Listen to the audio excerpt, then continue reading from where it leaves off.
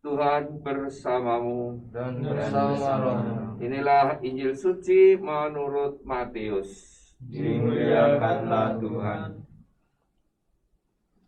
Sekali peristiwa, ketika melihat banyak orang yang datang, Yesus mendaki lereng sebuah bukit. Setelah ia duduk, datanglah murid-muridnya. Lalu Yesus pun mulai berbicara dan mengajar mereka, katanya, "Berbahagialah orang yang miskin di hadapan Allah, karena merekalah yang mempunyai kerajaan surga. Berbahagialah orang yang berduka cita, karena mereka akan dihibur. Berbahagialah orang yang lemah lembut, karena mereka akan memiliki bumi. Berbahagialah orang yang lapar dan haus akan kebenaran, karena mereka akan dipuaskan. Berbahagialah orang yang murah hati, karena mereka akan beroleh kemurahan. Berbahagialah orang yang suci hatinya, karena mereka akan melihat Allah. Berbahagialah orang yang membawa damai, karena mereka akan disebut anak-anak Allah. Berbahagialah orang yang dianiaya demi kebenaran, karena merekalah yang mempunyai kerajaan surga. Berbahagialah kamu, jika demi aku kamu dicela dan dianiaya, dan kepadamu difitnahkan segala yang jahat. Bersukacita dan bergembiralah, karena besarlah ganjaranmu di surga." Demikianlah sabda Tuhan. Terpujilah Kristus. Saudari-saudara sekalian yang dikasihi Tuhan, hari ini kita dan gereja semesta merayakan hari raya Orang Kudus. Orang Kudus bagi gereja Katolik adalah mereka yang berjuang untuk membuat hidupnya menjadi kudus.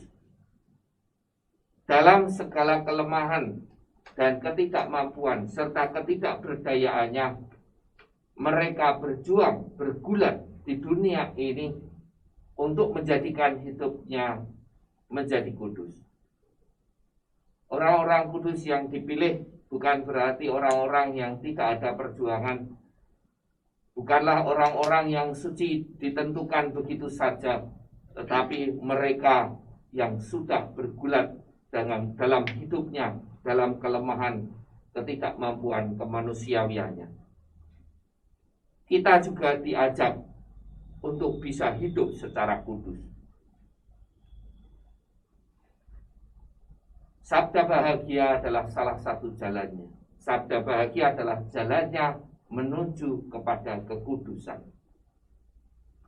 Kekudusan mengandaikan kita orang menjadi lemah lembut. Kekudusan mengajak kita untuk kita bisa menjadi orang yang rendah hati. Orang yang miskin di hadapan Allah. Menggantungkan seluruh hidup kita kepada Allah. Menjadikan hidup kita mengandalkan Allah. Dan itulah yang dilakukan oleh para kudus. Itulah perjuangan mereka. Dalam ketidakberdayaan, dalam sakitnya, dalam penderitaannya, mereka semua mengandalkan Allah. Mereka setia dari awal hidupnya hingga akhir hidupnya. Marilah kita, saudara-saudari sekalian yang dikasihi Tuhan, berjuang, berusaha untuk menjadi kudus, agar kita diselamatkan dan kita walaupun dalam penderitaan, walaupun dalam aniaya, dalam kelemahan, kekurangan, dan dalam situasi apapun, kita tetap boleh bertahan, kita tetap boleh setia mengandalkan Allah dalam seluruh hidup kita. Marilah kita mohon rahmat Roh Kudus agar memampukan kita tetap setia mengikutinya. Tuhan memberkati kita semua.